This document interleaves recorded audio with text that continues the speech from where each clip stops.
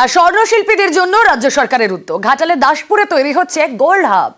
আর কাজ খুঁজতে যেতে হবে না ভিন রাজ্যে।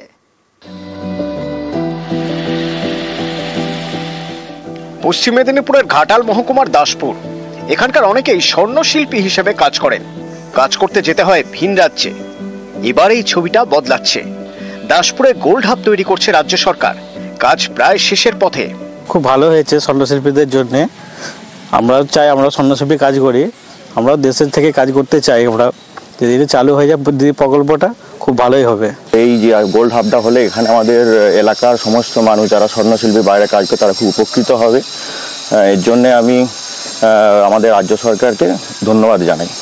করোনার সময় ঘাটাল মহকুমার বহু স্বর্ণশিল্পী তারা ভিন রাজ্য এবং বিদেশ থেকে বাড়ি ফিরেছিলেন এবং সেই সময় রাজ্য সরকারের কাছে এই স্বর্ণশিল্পীদের আবেদন ছিল যে ঘাটালে একটি গোল্ড হাব তৈরি।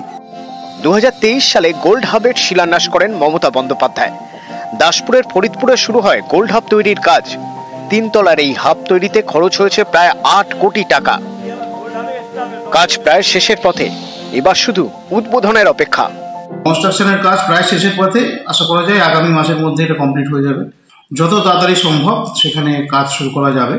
তো তারা যদি এখানে নিজেদের মাতৃভূমিতে কাজ করার সুযোগ পায়, এস্টাবলিশমেন্ট পায়, তাহলে আশা করা যায় যে তাদের কাজ করার একটু পরিবেশ ভালো হবে এবং বাড়িতে বসে কাজ করলে তাদের হয়তো একটু সংসারিক দিক থেকেও সুবিধা হবে।